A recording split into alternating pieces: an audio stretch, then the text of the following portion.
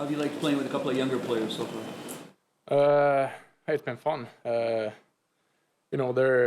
two really good players already, and only played one game so far, and I think they're just gonna keep getting better and better from every game here. What stands out about Minton? Means he's so smart out there.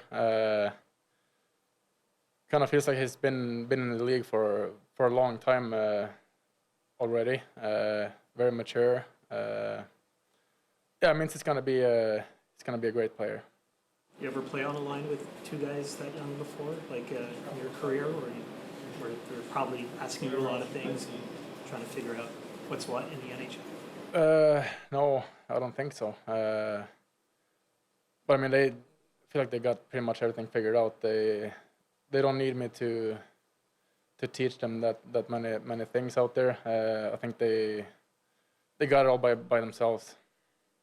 Does Knies look different or feel different than the guy you saw at the end of last season in the playoffs? I mean, he came in and I thought he played great for us in the playoffs when he came in, and he thought he been looking good this camp, and he looked great last game too. So I think he's just gonna keep getting better. How are you feeling after missing some time in camp? Are your lungs and your legs where you want them to be? I actually felt pretty good. I mean, I didn't miss that much. I just would have liked to play maybe one or two more games, but other than that, I felt pretty good. What makes Eriksson Ek a tough opponent? He's he's a good two-way player. He's very strong, good face-off guy. Just a young, strong Swede. What stands out about how Williams come into this season? This season, I mean, I think he stands out every season. He's great. He's always great. I thought he was great the first game. I feel like when you watch him, he always does something special out there. John was saying yesterday, Klingberg, that he feels his shot is a bit underrated. Like, what do you see from Williams' shot? From Willie? Yeah. Do you feel it's a bit underrated? Well, I mean, I know he's got a great shot. Might be underrated throughout the league. I don't know, but I know he's got a great shot. I think it's been 4 straight overtime games in this building. I know you haven't played in all of them, but how does that help, do you think, get you guys really into the season that you've played so many tight games and the shootout the other night? Yeah, I mean, I don't know. I mean, especially the last game, I think it was good. We got the win at the end there.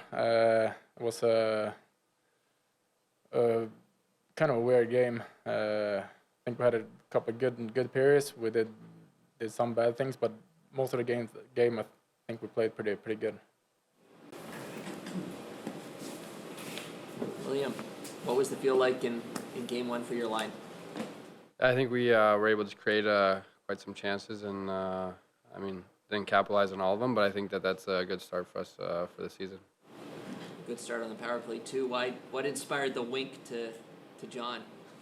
I have no clue where that came from, to be honest. I actually, somebody showed me that after the game, and I was like, I don't even know what that was.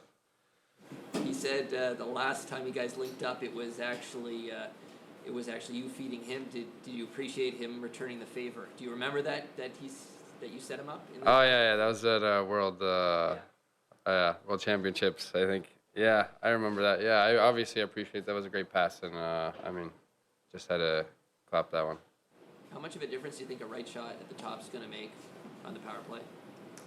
Maybe just gives it a little bit more different of a look for one team from my side and Mitchie's side versus Austin and John's side. What's Key meant to the power play with some new ideas? John said yesterday it's eye-opening, some of the stuff that he's bringing in. Yeah, I think he's been great. I mean, video and always going through stuff that we could improve on, I think is huge, and obviously trying to keep what we have built past couple of years, and then added some things that I think are going to be very useful for us coming down the stretch. What stood out watching Ryan Reeves do what he does in the opening night? You know, he's playing to the crowd with his bicep coming out. He's dropping the gloves, big hits. Like, what stood out to you? No, I mean, just seeing him in action on on an opening night. It was lots of fun. I mean, you played against him and stuff, knowing what kind of player he is, and I mean, he did everything and more. Taking over the music in the locker room. Is that are people okay with that? Or? Yeah, he's been doing a great job so far, but I'll let him know if he slacks. When you have a game that obviously is pretty sloppy in some ways, but you find to get the win, how do you digest that between Wednesday and today? I think it's game one. Should be happy that we got the win. I mean, we got lots of games to get to where we want to be in the end. So I think obviously realize what we did good, realize what we did bad, and move forward. Last time you guys were in Minnesota was around the time that Borja passed away, and you guys had to play a very emotional game. You had the winning goal, a couple of Swedes did well in that game. What do you remember about those couple of days? Yeah, I mean, that was a crazy day. We walked into the locker room and heard the news, which was very sad, obviously. And, I mean, it was a tough day, but I think, I mean, we battled through and won that one for him. What stands out to you about Philip Gustafsson?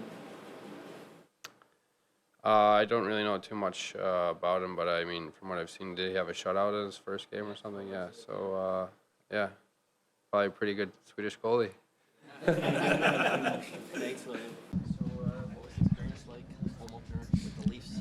Yeah, no, it was great. Obviously, a bit of a choppy game on our end for sure, but I mean, good teams find ways to win those games, and we stuck with it. Obviously, some big time plays by 34, and I mean, when the game was on the line, we found a way to win. So, a lot of positives and definitely a lot of ways we can grow as well. So, looking forward to tonight. What was the feel for the line? What did you take away from that game?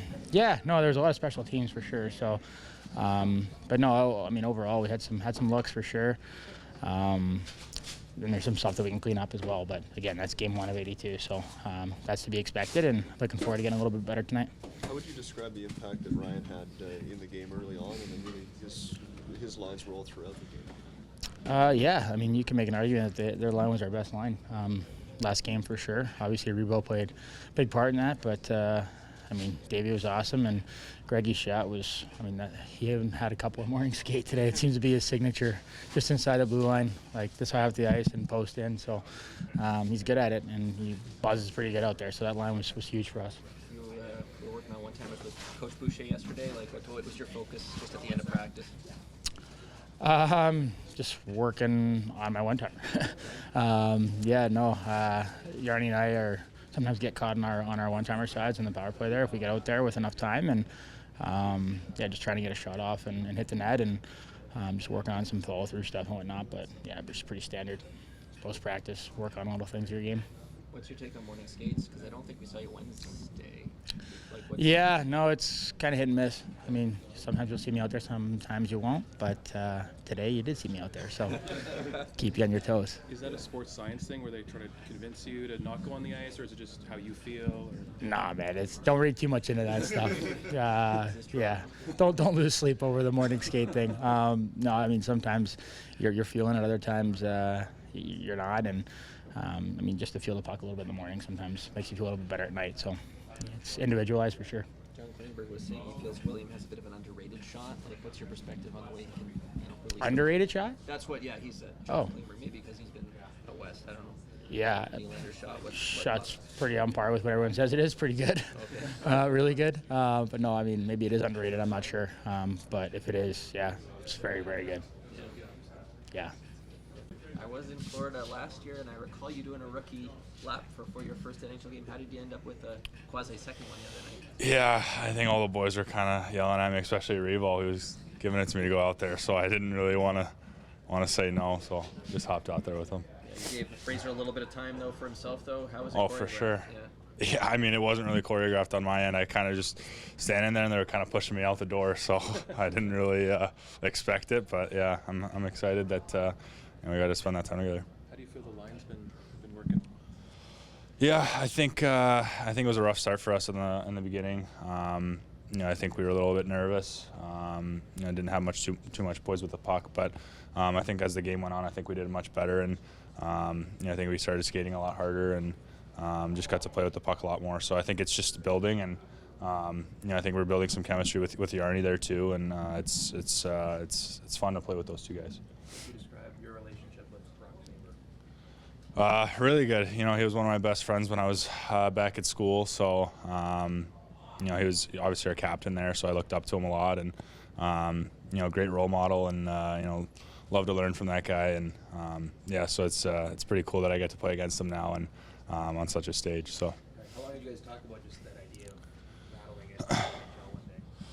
Honestly, not at all, really. We were just focused on that team, focused on being teammates because we knew it wasn't going to last too long. So we were just trying to take it day by day there and enjoy each other's company because, you know, now it's, you know, it's kind of tough to see him on the other side of it. But, yeah, it's fun to play against him. How strong is your connection there? I know you weren't born in Minnesota, but how strong is your connection there? Yeah, I mean, I loved my time there. You know, I spent 2 full years there and, you know, met some wonderful people, and you know, it was a place I called home for a long time there, and so I really enjoyed it. I thought it was a perfect place for me to develop as a player and a person, and yeah, so I take a lot of pride in being a Gopher. What do you think of Rock's goal? Yeah, I thought it was pretty good. You know, he's not.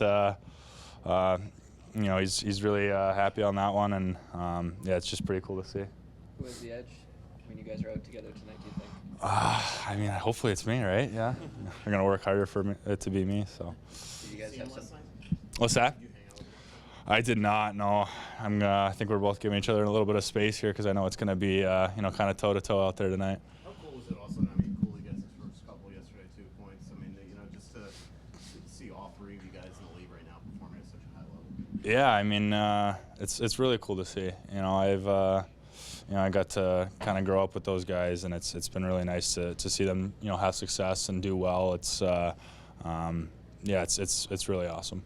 Did you ever meet Darby Henderson along the way? A name doesn't ring a bell. Not sure. Minnesota guys.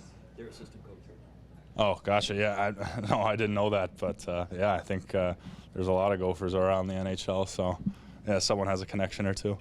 What's it like sitting beside Reeves in here? Early days, I guess. It's really nice, actually. He's the nicest guy ever. He talks a lot and, you know, makes me feel comfortable. Yeah. So Taking over the music, I heard, too. Yeah, he's always on the iPad switching up the tunes. So it's actually nice that we have someone like that you know, cares a lot about that stuff because, you know, I think John said it, like it wasn't his big specialty to pick the goal song. So it's nice to have someone that, you know, picks some good tunes in here. How much debate was there in the goal song? Was there talking here about it? I mean, I wasn't in the conversation at all, being a first year, but yeah, I think some of the boys were just trying to discuss it, but you know, I don't think anyone had a good idea of what they wanted really. What are you out of the hotel? Like, you finally escaped hotel life? Yeah, I earned my spot at John's place, so I've been there the past few days. Yeah, so it's been nice. Is that a permanent type thing for the season still, or are you going to branch out at some point, you think? Yeah, I mean, we'll see. I'm not sure yet. Just kind of thinking about it, and yeah, just gotta earn my keeps here every day, and I think that'll kind of figure itself out, you know, later in the year. Are you used to Toronto traffic yet? No, not yet. Still not yet. But tonight was nice on a Saturday. Not a lot of traffic, so. But yeah, I think it's gonna, you know, be a big part of my day when I have to drive here in the morning from John. So, but yeah, I'm not used to it yet. It's part of life here. Yeah. Lineup changes tonight at all? No. These guys obviously play you tight as they have a couple of games last year, and they're back to playing tight games. Is that the sort of game you expect tonight from them? Yeah, for sure. They play hard. You know, they get on top of you quickly. They forecheck well, defend hard. So yeah, I expect it to be a different feel from the game the other night. But you know, we'll be prepared for that. Knies was saying maybe a bit of nerves for him and Fraser on Wednesday. What are you looking for from that line tonight? Yeah, just continue to progress. You know, so I think it's as much as through preseason, both those guys looked very comfortable. You know, and confident. You can understand as things build and all those kind of things, and the more you guys talk to them, that you know things start to get in their head outside of just playing. That's natural, but the more time, you know, that stuff should settle. You know, we had another practice day yesterday, chance to clear their head and just get back to it.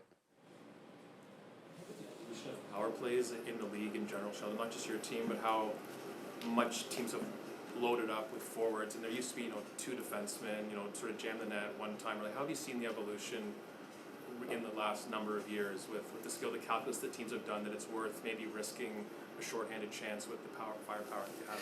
Yeah, I think it just goes hand in hand with how the 1-3-1 on the power play has really established itself over the last, call it decade. So because the 1-3-1, generally you've got your flanks that are playing lower as a result, and they're not in great defensive positions anyway, whether it's a defenseman or a forward. But that, generally speaking, you get a little more skill out there as a result. For the most part, most teams have more skilled forwards than they do skilled defensemen. So I think that's just how that's come together. But I think as much as there's power plays adjust and evolve and all that, penalty kills do the same thing. I think over the last couple of seasons, we've seen a real change and a real shift in how teams kill penalties. So I think that's challenged power play coaches now to rethink things again. So I think it's just the natural yin and yang of how it all works. And it's, keeps it interesting, keeps it fun. You guys have a team that has the ability like you guys have with Matthews and Marner on the penalty kill, or other teams, McDavid, McKinnon, like how aware is the power play of that threat, even though you're on the offense? Yeah, I think you're aware for sure. You don't have a choice but to be aware. You try not to be conscious of it so much when you have the puck. I think if you're on the power play and you're already starting to think of reducing risk or not getting scored on, you're already sort of beating yourself at a time when it's, as much as a power play is an advantage for the power play, given they have 5 players versus 4, the stats would show that the advantage actually is with the penalty kill in terms of how difficult it is to score. There's a reason why 25% success rate is elite on the power play. So, you try not to be too conscious of it when you have the puck, because you have to attack, you got to score. But the moment the puck is in question, those are nerve-wracking situations, because it's more challenging to transition quickly to defense when you're on a power play mentally than you would at 5-on-5. So I think that's some of the things that you see, when teams use their elite players that way.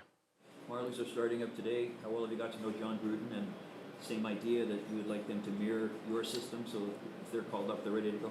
Yeah, John's been great. Really enjoyed having him around, through the few weeks leading up to training camp and then through training camp and preseason. We've got a very unique situation with him. He's coming in as the American League coach, but he also has a lot of experience in the NHL. He's assistant coach in Boston and assistant coach with the Islanders. Played for a long time. He's been assistant coach or a head coach, in junior hockey. So he's comes with a lot of experience, a lot of perspective coming through. So he was all part of building our plan and getting things ready for camp. And I really enjoyed using him as a resource that way. And I think he's got a really good plan going in with the Marlies. And certainly you do want things to be as uniform as possible, especially without the puck and how you defend. Those are the biggest things. Yet, he and I have talked, as Greg Moore and I did previously, that it's 2 different teams, it's 2 different leagues, it's 2 different schedules, all these kind of things. So they got to coach their team. I think it's important that they have some flexibility and continue to have their own identity as coaches. But of course, it is very important that our players that we recall, for their own good, not even so much as for us, but for themselves. They want to do well when they get here. So the more in tune with what we're doing, it would help that cause. Tavares and Nylander have a lot of pre-existing chemistry. What's the key for Max to fit in beside those guys? Yeah, I think it's just learn more about them. I've talked to Max a little bit about that. Obviously, like Max, when he plays, a lot of times he can be a puck dominant guy. He has the puck. He's making plays. He's a playmaking guy. When you play with Willie in particular, he's a puck dominant guy. He's going to have it a lot. So now you're having to find your space on the ice and find your role on the ice off the puck, and it becomes really important. So that is an adjustment in the offensive zone for sure. I think there's a lot of ways we'll see those 2 guys, Domi and Nylander specifically, connect on the rush. Don't expect there's going to be a whole lot available on the rush against this team we're playing tonight, but I do think that's where we'll see those guys really connect. the offensive zone stuff, I think, is going to continue to take time.